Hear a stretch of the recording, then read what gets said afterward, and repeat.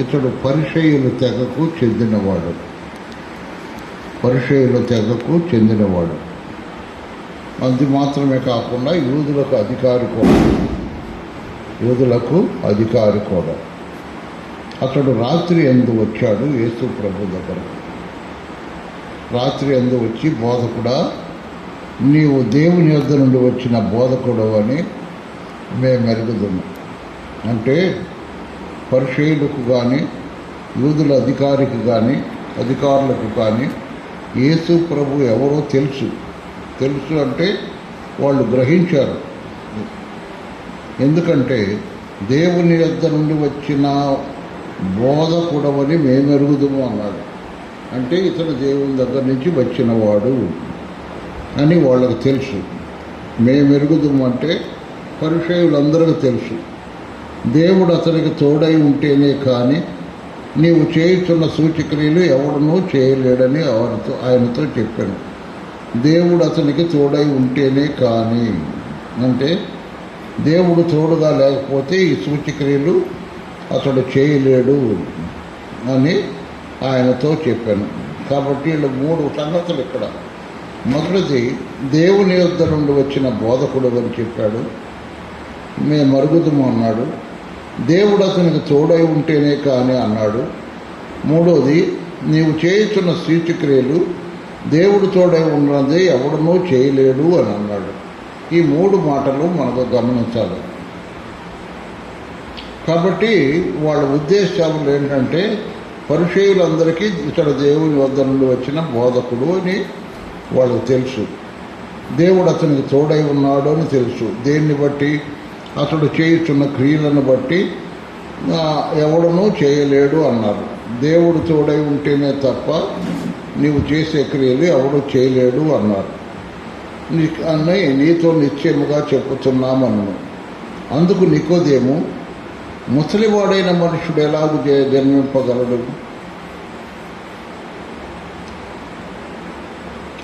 ముసలివాడైన మనుషుడు ఎలాగూ జన్మింపగలడు?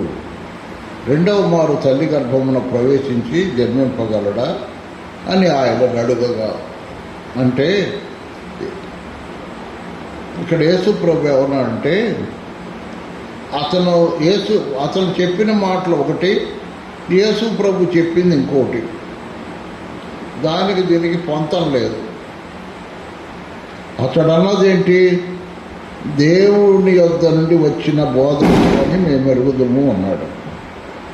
దేవుడు అతనికి తోడై ఉంటేనే కానీ అంటే దేవుడు ఆయనకు తోడై ఉన్నాడని కూడా వాళ్ళు ఎరుగుదురు. ఎందుకంటే అతడు చేయుచున్న సూచక్రియలు దేవుడు తోడై ఉన్నదే ఎవడనూ చేయలేడు అని అన్నారు. ఇప్పుడు 3 మాటలు అన్నారు. అన్నంటే యేసు ప్రభు దానికి స్పందించాలి. ఎవరు? అతను మాట్లాడిన దానికి స్పందించాలి, లేక దానికి జవాబు చెప్పాలా, దానికి సంబంధించిన మాట చెప్పాలా. అసలు దానికి సంబంధించిన మాటే చెప్పట్లే. ఏమంటున్నాడు? ఒకడు క్రొత్తగా జన్మించితేనే కానీ అతడు దేవుని రాజ్యమును చూడలేడని నిశ్చయముగా చెప్పుతున్నాను. కొత్తగా జన్మించాల అని ప్రభు అంటున్నాడు. అంటే ఈ పరిసయ్యుడు యూదుల అధికారి అయిన ఈ నికోదేము క్రొత్తగా జన్మించిన వాడు కాడు.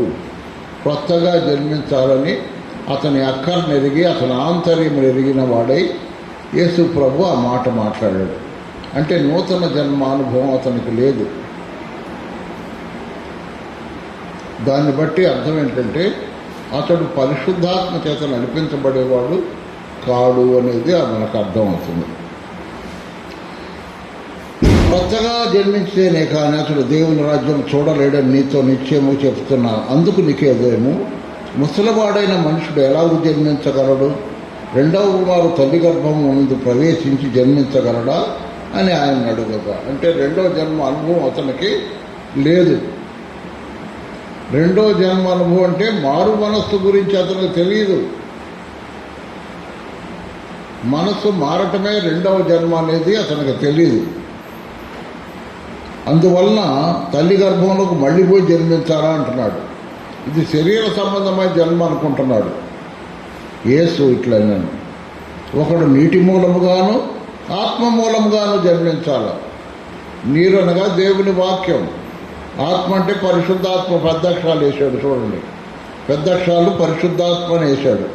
కాబట్టి వాక్యము మూలముగా ఎవరైనా నేను రక్షించబడ్డాను అంటే ఏ వాక్యం ద్వారా రక్షించబడ్డావు, ఏ వాక్యము ద్వారా నువ్వు యేసు ప్రభువుని నమ్ముకున్నావు అని అడగలరు.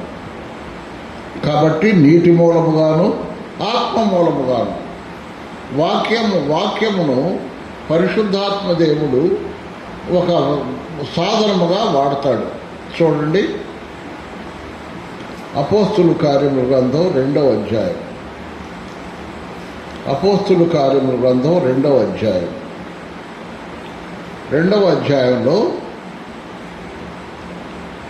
16వ వచనం నుండి లేక 14వ వచనం నుండి పేతురు ఇశ్రాయేలు ప్రజల మధ్య బహిరంగంగా మాట్లాడుతున్నాడు. అంతకుముందు ఇంత బహిరంగంగా ఎప్పుడు మాట్లాడలేదు, ఇప్పుడు మాట్లాడుతున్నాడు. మాట్లాడుతుంటే ఏం జరిగిందంటే వారు ఈ మాట విని హృదయములో నొచ్చుకొని, సహోదరులారా మేమేమి చేతుమని పేతురును కడమ అపోస్తులు అడిగారు. అంటే వాక్యం విన్నప్పుడు వాక్యము హృదయములో గుచ్చుకుంటుంది. నొచ్చుకుంటాం అంటే అదే వాక్యము హృదయములో గుచ్చుకుంటుంది. గుచ్చుకున్నప్పుడు అయ్యో మేము పాపులమే అని తెలుసుకొని ఇప్పుడు మేమేం చేయాలా అని అడిగాడు. అలాగే దమస్కు మార్గంలో సవులు కూడా అలాగే, సవులా సవులా నీవు నన్నేలా హింసించుచున్నావు, ప్రభువా నీవెవడవు, నీవు హింసించున్న నజరేయుడైన యేసును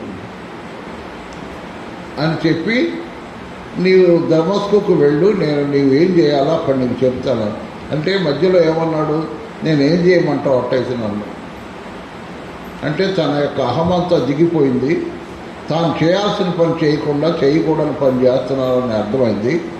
అప్పుడు అడిగాడు. అడిగినప్పుడు దమస్కుకు వెళ్ళమన్నాడు. నీటి మూలముగాను ఆత్మ మూలముగాను జన్మించితేనే కానీ దేవుని రాజ్యంలో ప్రవేశించలేడని నీతో నిశ్చయముగా చెప్పుతున్నాను. నువ్వు అన్నావే తల్లి గర్భంలోకి ముసలివాడు ఎలా ప్రవేశిస్తాడని, ఇప్పుడు సమాధానం చెప్తున్నాడు. ఇప్పుడు దాకేంటంటే అతని అక్కరేంటో అతని ఆంతర్యాన్ని చూసి అతని అక్కర్లు చెప్పాడు యేసుప్రభు. ఇప్పుడు అడుగుతున్నాడు, శరీరం మూలముగా జన్మించినది శరీరమును, ఆత్మ మూలముగా జన్మించినది ఆత్మ. ఇప్పుడు 2 జన్మలు అంటే అది శరీరం మూలముగా తల్లిదండ్రుల గర్భంలో నుంచి మనం వచ్చాం. మనలో ఆత్మ ఉంది. ఆ ఆత్మ మూలముగా మళ్ళీ పరిశుద్ధాత్మ మూలముగా ఆత్మయు నై ఉన్నది అన్నాడు. అంటే పరిశుద్ధాత్ముడు దర్శించినప్పుడు ఆ ఆత్మ ఏం చేస్తుందంటే నేను పాపిని అని తెలుసుకుంటుంది. మనలో ఉన్న మనుష్యాత్మ పాపిని అని తెలుసుకుంటుంది. మీరు కొత్తగా జన్మింపవాలని నేను నీతో చెప్పినందుకు ఆశ్చర్యపడవద్దు. కొత్తగా జన్మించడం అంటే మనస్సు మారటం, దాన్నే కొత్త జన్మ అంటారు. కాబట్టి ఆశ్చర్యపడబాక. ఎలా జరుగుతుందంటే గాలి తనకిష్టమైన చోట విసిరింది. గాలి తనకిష్టమైన చోట విసిరిద్ది. నీవు దాని శబ్దము విందువే కానీ అది ఎక్కడ నుండి వచ్చినో ఎక్కడికి పోవునో నీకు తెలియదు. అంటే గాలి వస్తుంది,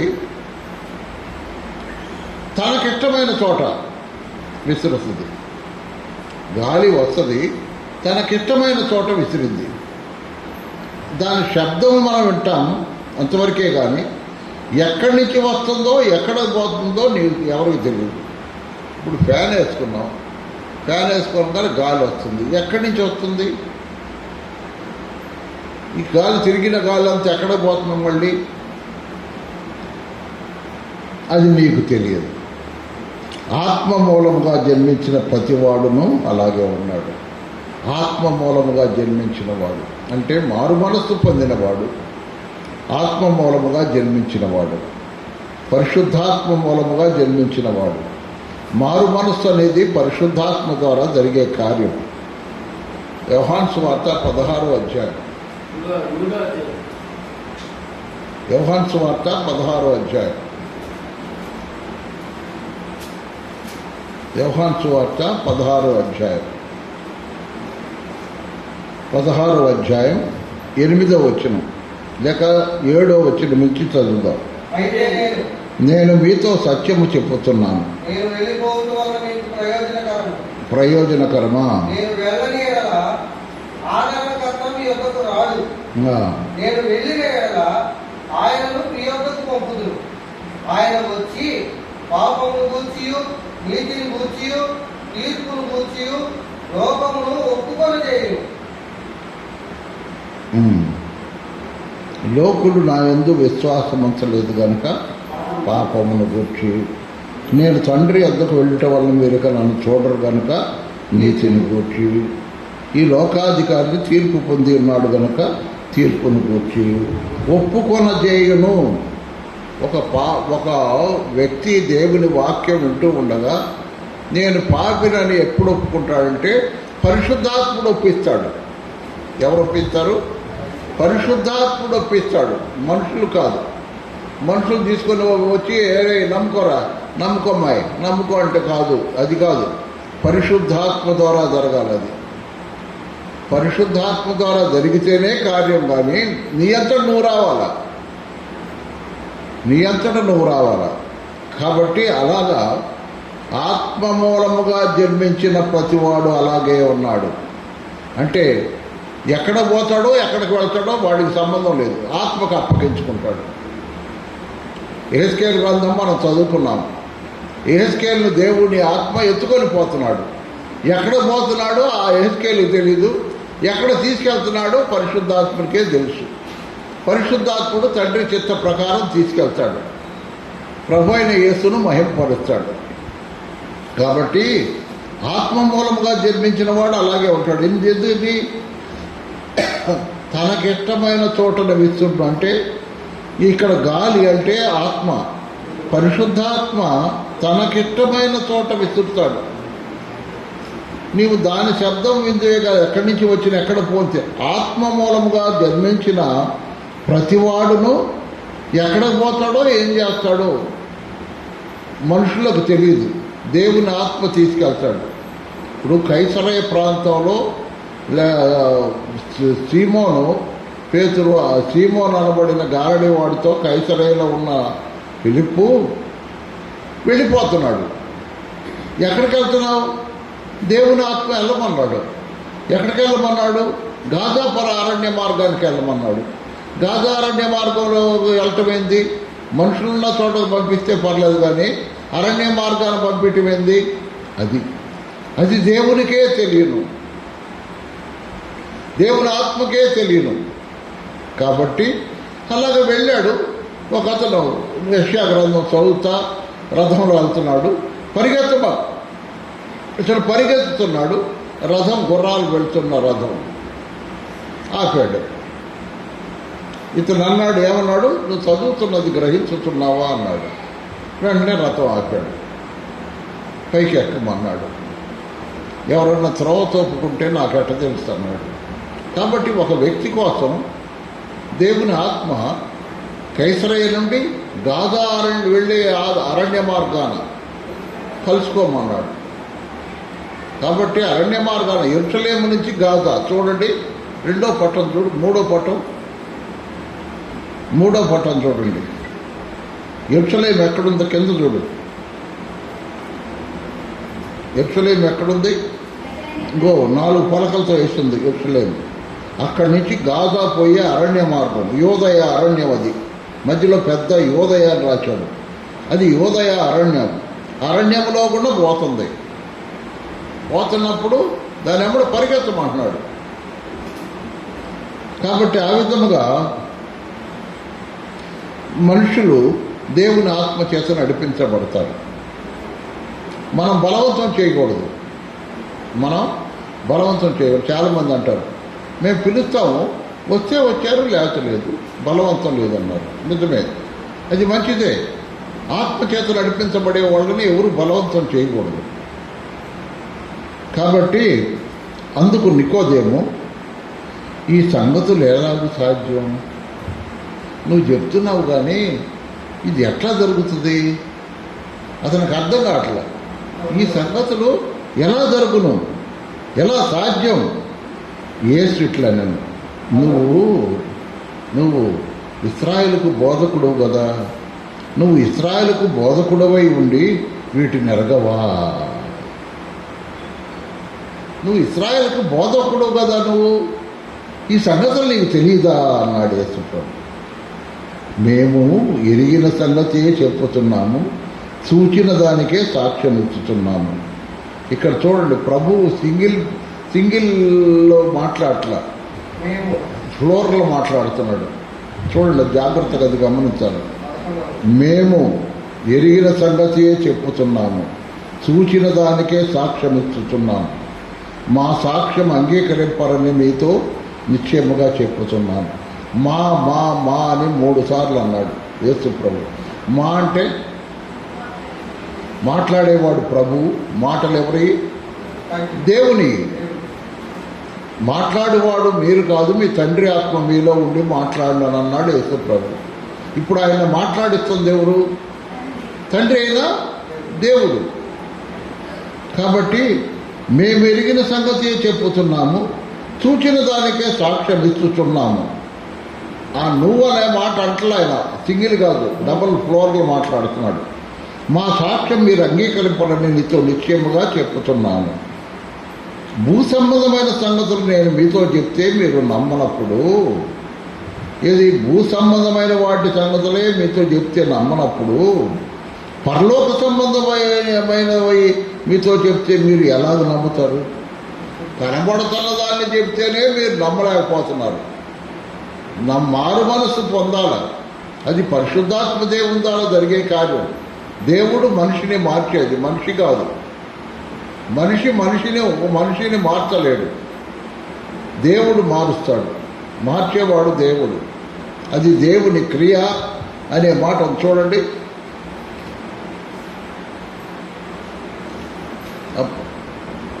6వ అధ్యాయం, యోహాను సువార్త 6వ అధ్యాయం 29వ వచనం.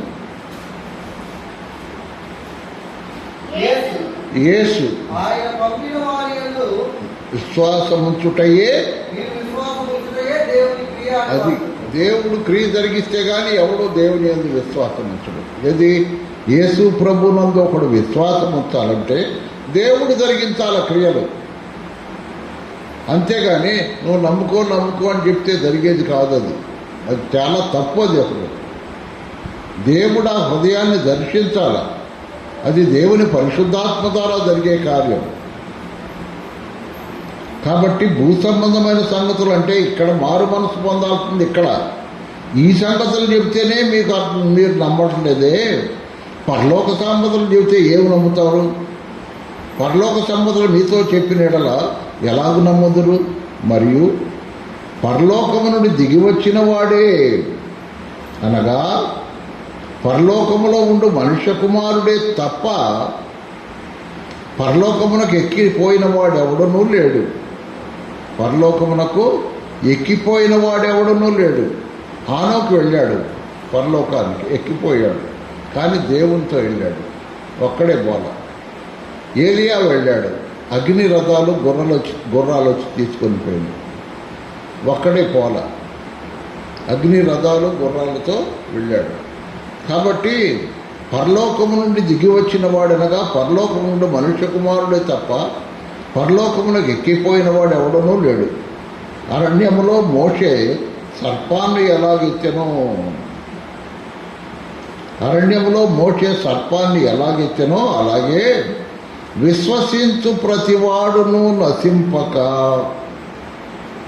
ఆయన ద్వారా నిత్యజీవం పొందినట్లు మనుష్య కుమారుడు ఎత్తబడవలెను. మోషే ఇత్తడి సర్పాన్ని ఎందుకు ఎత్తాడు?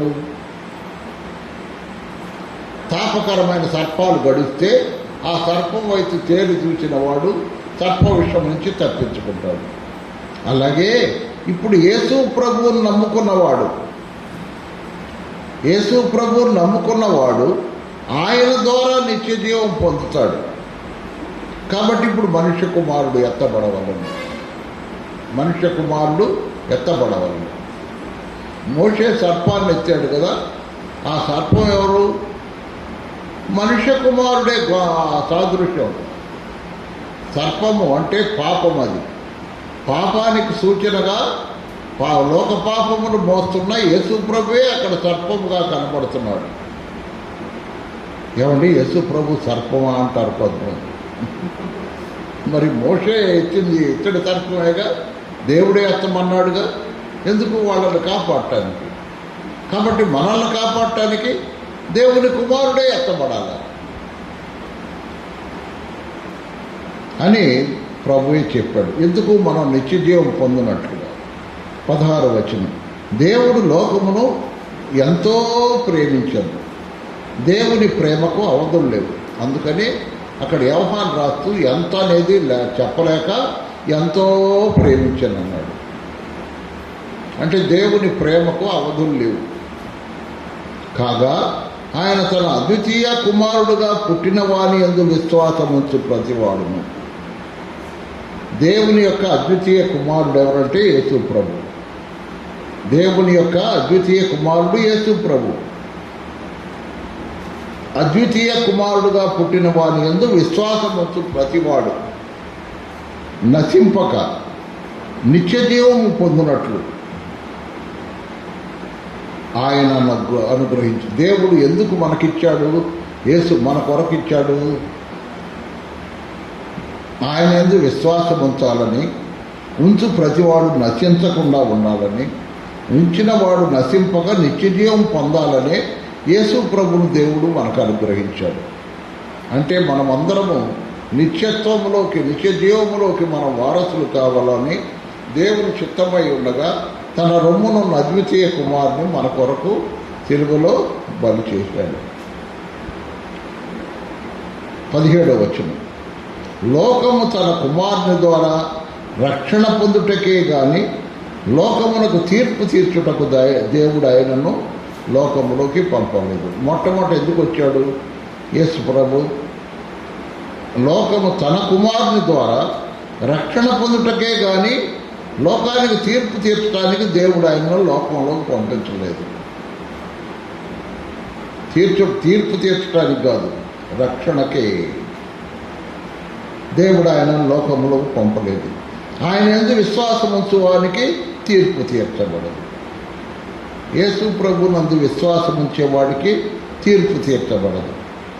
విశ్వసింపని వాడు దేవుని అద్వితీయ కుమారుని నామందు ఎవరిని? యేసు ప్రభు యొక్క నామము. ఆ నామం అనేది మనకు చాలా ప్రాముఖ్యమైంది. అసలు ఆ నామం ఎత్తడానికే మనం ఎందుకు అంత బాధపడతారు? యేసు నామం అంటే దయ్యాలు పోతాయి. యేసు నామం అంటే మనం బలపరచబడతాం. యేసు నామం ద్వారా నిత్య జీవానికి పొందుతాం. ఆ యేసు నామాన్ని ఎందుకు మనం సరిగా తీసుకోలేకపోతున్నాం? కనుక దేవుని అద్వితీయ కుమారుని నామం మందు విశ్వాసం ఉంచలేదు కనుక వానికి ఇంతకు మునిపే తీర్పు తీర్చబడింది. ఆ తీర్పు ఇదే. వెలుగు లోకంలోకి వచ్చింది, కానీ తమ క్రియలు చెడ్డమైనందున మనుషులు వెలుగును ప్రేమింపక చీకటినే ప్రేమిస్తున్నారు. ఎందుకు? తమ క్రియలు చెడ్డవి. కాబట్టి క్రియలు చెడ్డవిగా ఉన్నవాడు ఎవడనూ వెలుగులోకి దగ్గర రాడు. తర్వాత దుష్కార్యము చేయి ప్రతివాడును వెలుగును ద్వేషిస్తాడు. చెడ్డ పనులు చేసేవాడు వెలుగును ద్వేషిస్తాడు. తన క్రియలు దుష్క్రియలుగా కనబడకున్నట్లు వెలుగునొద్దకు రాడు. ఎవడు? దుష్కార్యములు చేయు ప్రతివాడు, చెడ్డ పనులు చేసేవాడు వెలుగును ద్వేషిస్తాడు. తన క్రియలు దుష్క్రియలుగా కనబడకున్నట్లు వెలుగునొద్దకు రాడు.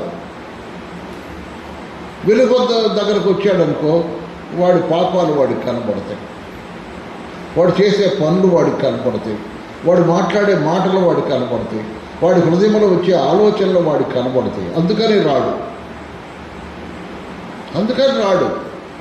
వస్తే నా తేడతెల్లమైపోద్ది అనమాట. ఆఖరి వచ్చిన 21 సత్యవర్తనుడైతే తన క్రియలు దేవుని మూలముగా చేయబడి ఉన్నవని ప్రత్యక్షపరచబడినట్లు వెలుగునొద్దకు వస్తాడు. అది వెలుగునొద్దకు ఎవరు వస్తారయ్యా? తన క్రియలు దేవుని మూలంగా చేయబడి ఉన్నవని ప్రత్యక్షపరచబడినట్లు వెలుగునొద్దకు వస్తాడు.